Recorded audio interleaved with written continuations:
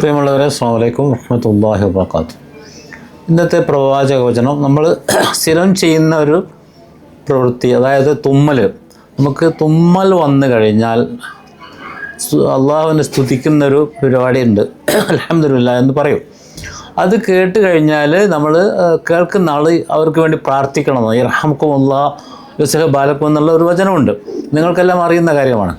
അത് അങ്ങനെ വരുമ്പോൾ നമ്മൾ തുമ്മിക്കഴിഞ്ഞാൽ 3 പ്രാവശ്യമാണ് അതിൻ്റെ പ്രാർത്ഥന വേണ്ടതെന്നാണ് റസൂലുള്ളാഹി സ്വല്ലല്ലാഹു അലൈഹി വസല്ലം ഈ ഹദീസുകൾ പറയുന്നത്.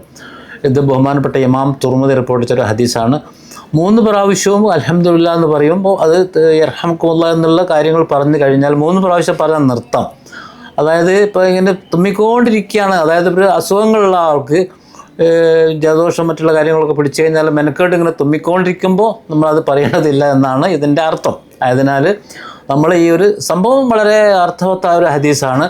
നമ്മൾ തുമ്മിക്കഴിഞ്ഞാൽ അള്ളാഹുവിനെ സ്തുതിക്കുന്നു. അതിന് പ്രത്യുത്തരമായിട്ട് നമ്മൾ കേൾക്കുന്ന ആൾക്കാർ അവർക്ക് വേണ്ടി പ്രാർത്ഥിക്കുന്നു. പക്ഷേ 3 പ്രാവശ്യം പ്രാർത്ഥിച്ചാൽ നിർത്താം. അത് 3 പ്രാവശ്യം പ്രാർത്ഥിച്ച് വേണമെങ്കിൽ മാത്രം, അതായത് നിർത്തണം എന്നാണ് ഈ ഹദീസ് കൊണ്ട് മനസ്സിലാക്കുന്നത്. അതിനാൽ ആരെങ്കിലും ഇങ്ങനെ തുമ്മിക്കൊണ്ടിരിക്കുക കഴിഞ്ഞാൽ അപ്പോഴൊക്കെ നമ്മൾ പ്രാർത്ഥിക്കേണ്ട ആവശ്യം ഇല്ല എന്നാണ് ഇതുകൊണ്ട് മനസ്സിലാക്കുന്നത്. ഈ ഹദീസൊക്കെ നമ്മൾ ദൈനംദിന ജീവിതത്തിൽ പകർത്തേണ്ടുന്ന ഹദീസുകളാണ്. ഇതൊക്കെ മനസ്സിലാക്കാൻ വേണ്ടിയാണ് ഇത്തരം ഹദീസുകൾ ഞാനിവിടെ നിങ്ങളുടെ മുന്നിലോട്ട് പ്രസൻറ്റ് ചെയ്യുന്നത്. ഇൻഷാ അല്ലാഹ്. വാഹിറു ദഅ്വാനാ അൽഹംദുലില്ലാഹി റബ്ബിൽ ആലമീൻ. അസ്സലാമു അലൈക്കും വറഹ്മത്തുള്ളാഹി വബറകാതുഹു.